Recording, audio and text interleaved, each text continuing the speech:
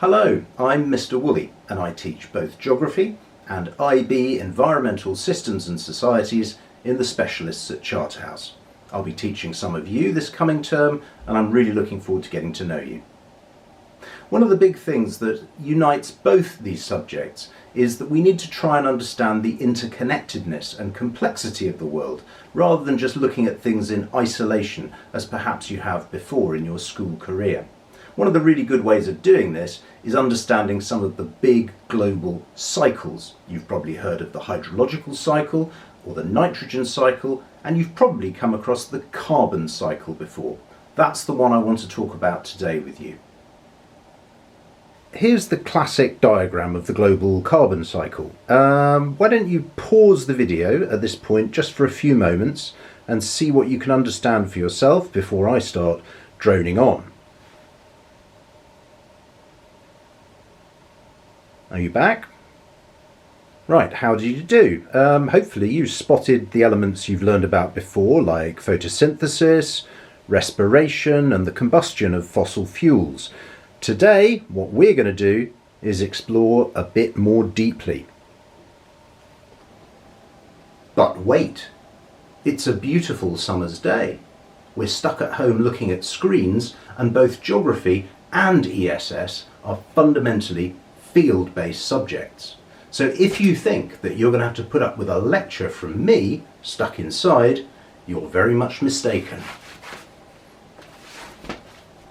Let's get out in the field. Now, much as I'd like to, I can't take you to the Amazon rainforest today, or to Greenland, or the Sahara, so we're just going to have to learn about the carbon cycle via the medium of my garden. Welcome to the Willows.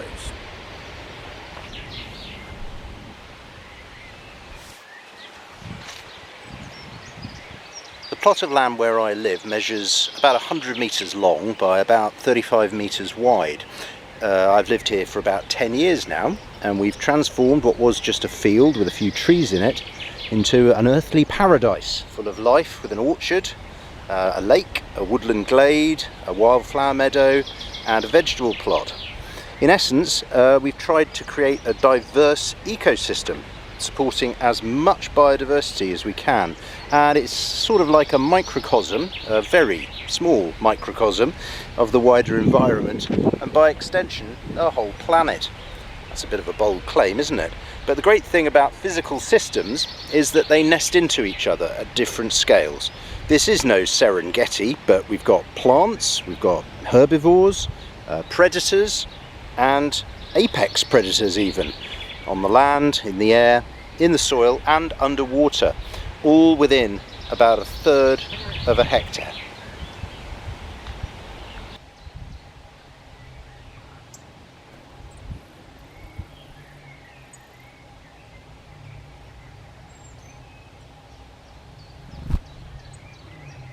So, where are we going to find some carbon?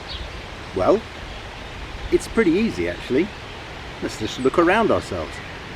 In fact, look around yourself as well, and you'll find that virtually everything you can see contains some carbon. Around me, well, it's easy. Plants, we'll come back to them a lot, stacked full of carbon. Paper, carbon in that, made from plants. Wood, carbon. Books, carbon, no problem. The plastic handle on my scissors, plastics, remember, made from oil, lots of carbon in that. Even the steel of the scissor blades is hardened and toughened by having carbon added to it. Paint contains carbon, again made from oil. Even glass contains small amounts of carbon, perhaps as impurities, but basically everything you can see has got a substantial quantity of carbon within it. The clothes you wear, whether they're synthetic fabrics, again derived from oil, or natural fibres like cotton or wool for example, they all contain lots of carbon. Virtually the only thing I can think of around here that doesn't, or at least shouldn't contain any carbon is my wedding ring. Pure, I hope, pure gold. Beyond that, everything contains carbon. The atmosphere all around us is 78% nitrogen, about 20% oxygen and 1% argon. That leaves us with about 1% made up of trace gases such as water vapour. The amount of that varies from place to place, krypton, nitrogen oxides, and of course, the one everyone's heard of, carbon dioxide. But do you know how extremely rare carbon dioxide actually is in the atmosphere? Every geographer or environmental scientist needs to know this number, 417 parts per million. That's the current concentration of CO2 in the atmosphere. It means that for every million tonnes of atmosphere, 417 tonnes of CO2. Sounds like a lot, doesn't it? It's the same as 0.04%. Here's another way to visualize it. So, my top sugar people tell me that a regular bag of sugar, granulated ordinary household sugar, slightly posh Waitrose sugar, contains in the order of 1 million individual sugar grains. Now, obviously it's not exactly 1 million, but it is about 1 million, within a few percent either way, I am assured. So here you go. If you want to visualize 1 million of something, I've always wanted to do this actually. There you are. That's 1 million sugar grains, pretty much, give or take. I'm going to count 417 of them. Don't worry, I'll do it. You watch these nice pretty pictures. Oh. 1, 2, 3, 4, 5, 6,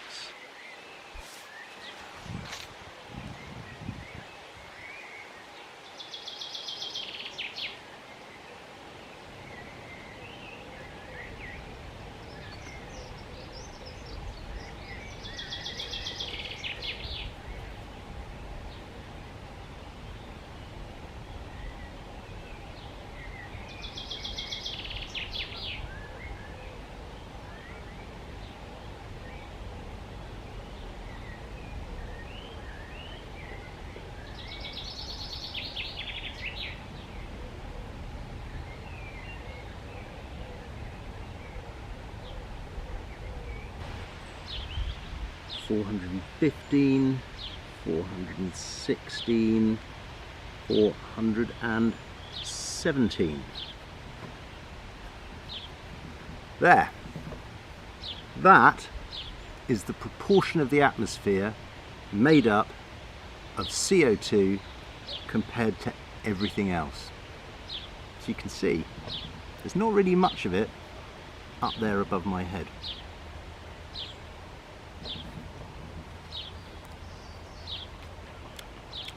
Delicious. Don't forget, sugar contains carbon too. Think about where it comes from.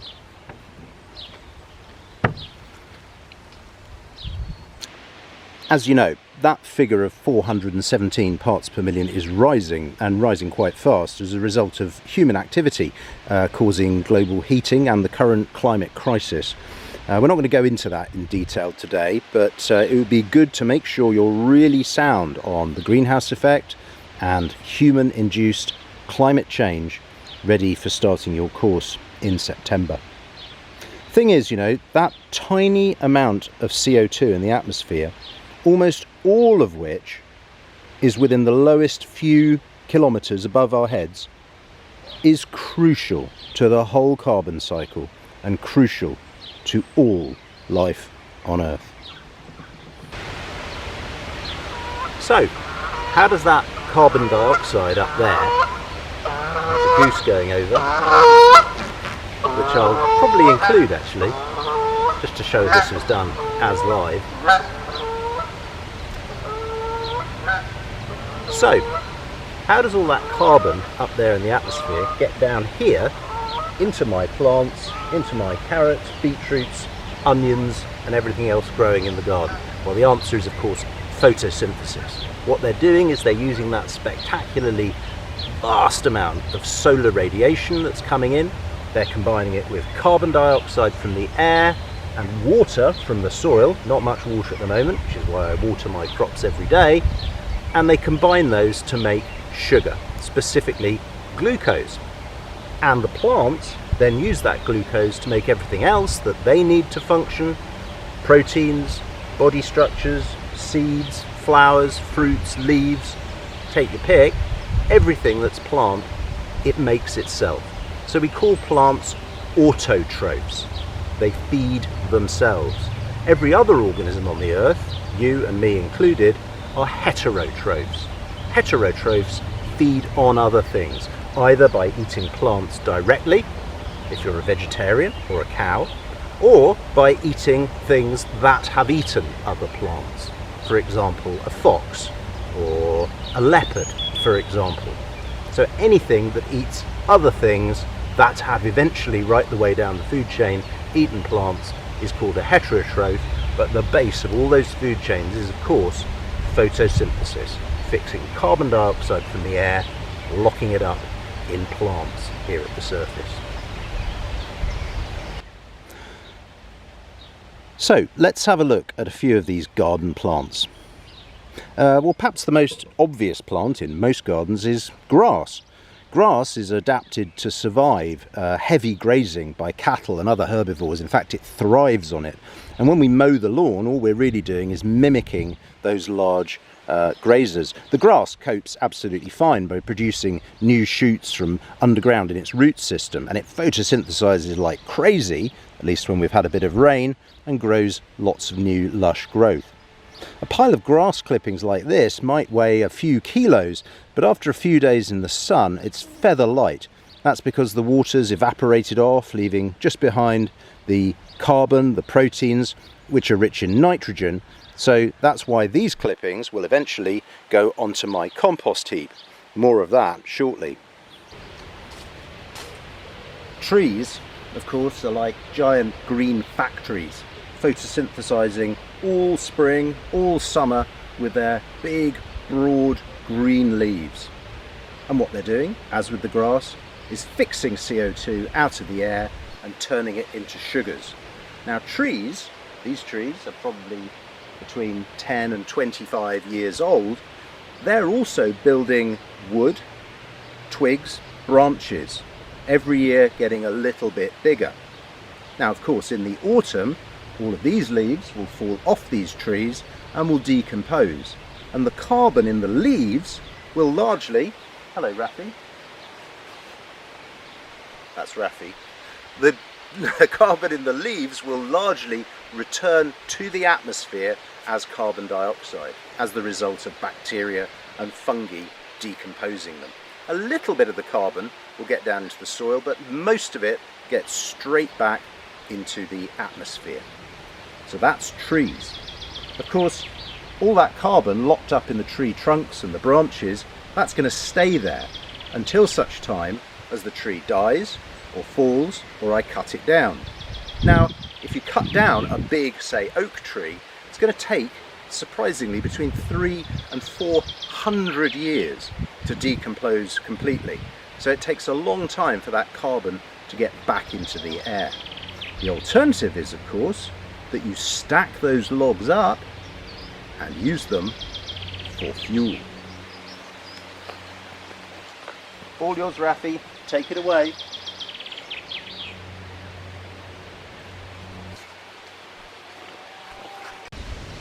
So, here we have one of my proudest achievements, my homemade log store.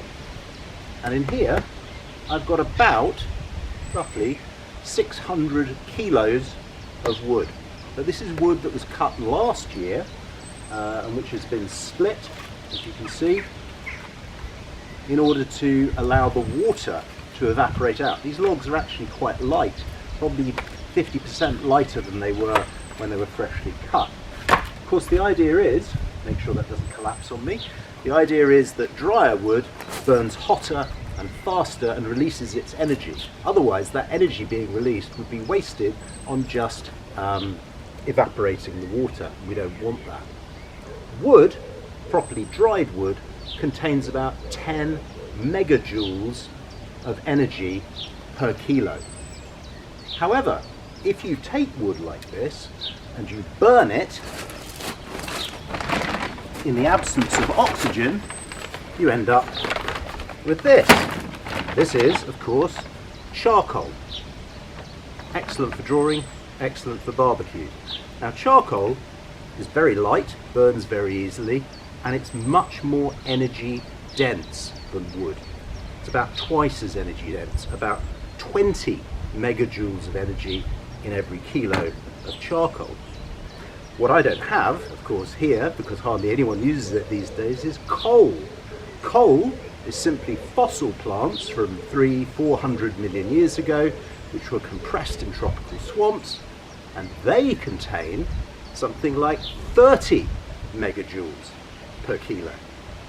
Oil, crude oil, good quality crude oil, even more energy dense, something like 40 megajoules per kilo, and petrol, more like 60 megajoules per kilo. But every time we burn those fossil fuels, what we're doing is we're burning ancient vegetation that's been fossilized over those hundreds of millions of years and putting that carbon straight back into the atmosphere. If you're interested, of course you're interested, wood is overwhelmingly made of lignin. And here is the chemical structure diagram for lignin. All I will say is, oh my God, that looks complicated. But the key thing to notice is, wherever you look in that structure, you will see carbon.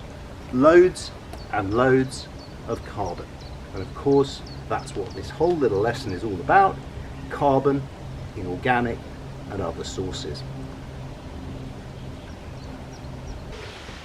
Of course, as well as being fuel for my wood burner in my house, plants are really just fuel for all animal life, either directly or indirectly.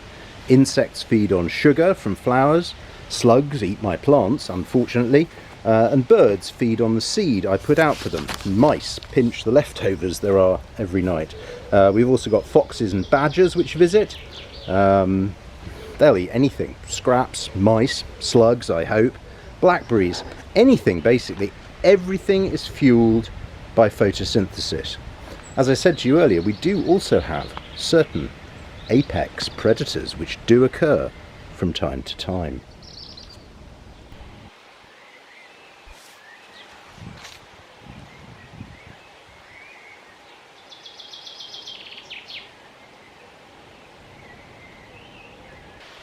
So, I think we've established that there's lots of carbon in all these organisms, especially in the plants.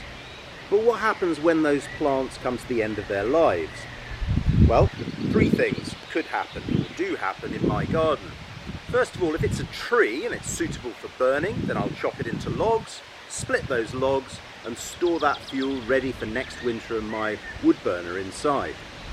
Secondly, for combustible material that I can't really use for anything else, but will burn, I put it on the bonfire here.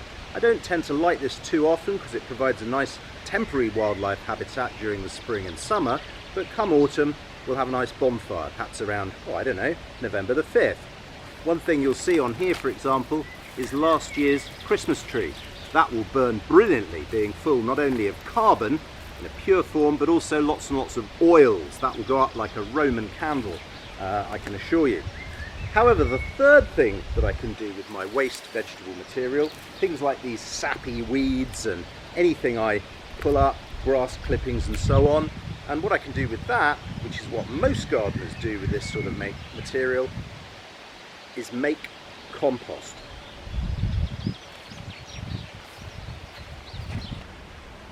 The basic principle of composting is really easy. You just throw anything biodegradable onto the compost heap and wait. You can see in here I've got kitchen scraps, grass clippings, bits of weeds I've pulled up, anything at all really. Essentially, nature just breaks down all the tissues and you get rich, earthy, nutrient-filled compost like this as your end result. That stuff, the actual compost that we're looking to develop over time, probably takes around about 3-4 months to get to that perfect state. Yeah, it's full of carbon and lots of other nutrients, but really what I'm doing is I'm making soil improver, which is going to go onto my veg beds, make them grow strong and delicious. Thing is, the soil here is actually quite sandy and poor, so I have to add this organic matter to get a really good crop.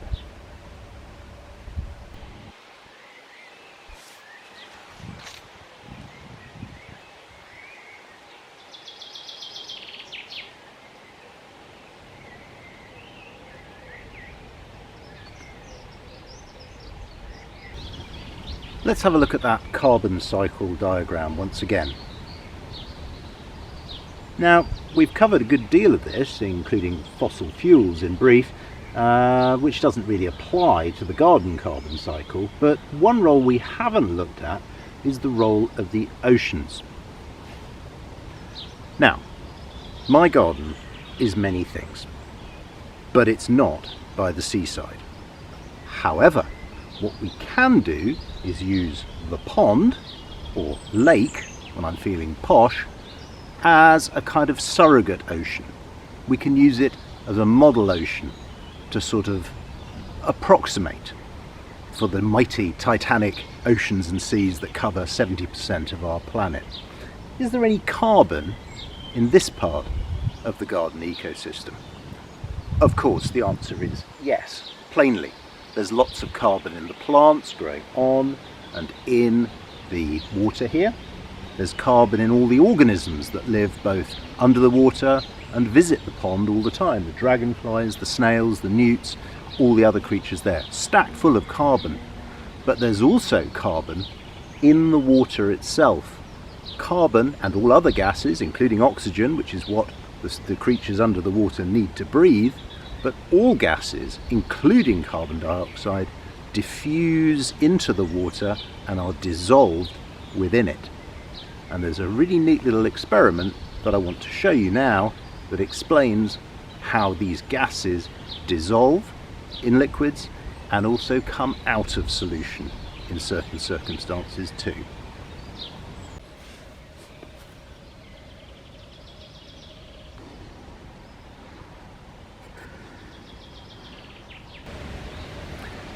Now, most of us have probably had a drink containing dissolved carbon dioxide during the last day or week. Mineral water, fizzy drinks like Coca-Cola. In this case, what I've got here are 2 cans of tonic water, which I opened about 3 hours ago. I left one of them in the fridge, so it stayed nice and cold. The other one I left out here on the table, getting hot in the sunshine. And I've actually genuinely forgotten which one's which. I'm sure I'll be able to tell which one's which when I touch them, because one will be warm and the other one will be cold. But the point is, which one is going to still have that dissolved carbon dioxide locked up within it, and which one will have lost that carbon dioxide more quickly to the atmosphere. So there's the thought experiment. Just pause the video for a second and ask yourself, which one will still be fizzy? The one that was in the fridge, or the one that's been sitting out here in the sun? Had time to think? Well, let's have a look. This one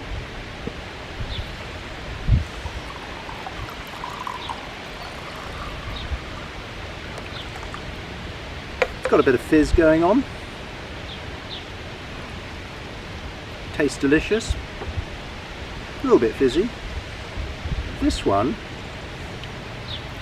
much fizzier, as I think you can see.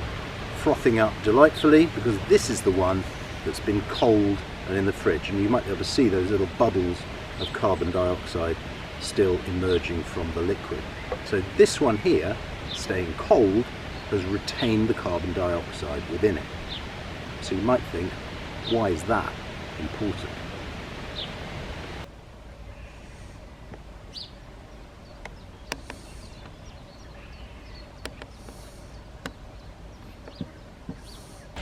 The reason it's important is this.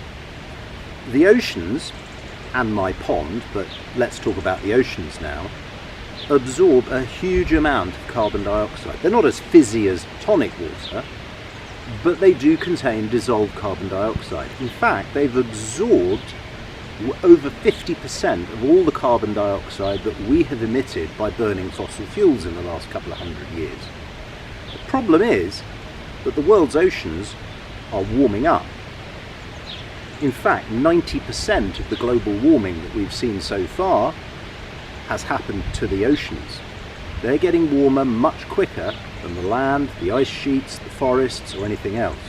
So as the oceans warm up, the concern is that we may pass a tipping point or a threshold where the oceans, as opposed to being a sink for carbon dioxide, where carbon dioxide can get dissolved more and more in the oceans, may become a source of CO2 and start emitting that CO2 back to the atmosphere. That's a big worry, and many scientists believe that we've already passed that tipping point and we're already in a state where the world's oceans have become a source of CO2 going up there into the sky.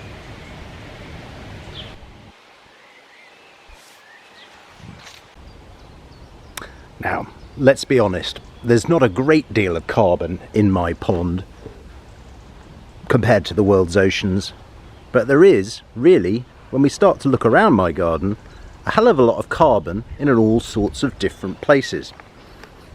In the trees, in the grass, in my wood store. Everywhere you look, stacks of carbon, and it's constantly being cycled from one place to another by living and non-living processes. So, next time you're learning about the carbon cycle, or you have a look at one of those rather dry scientific diagrams, perhaps rather than just rolling your eyes and having to think about tropical rainforests or the Serengeti, instead you can just cast your mind back to this and say, I learnt about the carbon cycle in Mr. Woolley's garden. So, hope you've enjoyed this brief little foray into the Woolley homestead, and that it's given you some sort of introduction for the sorts of things that we'll be studying together from September. Take care.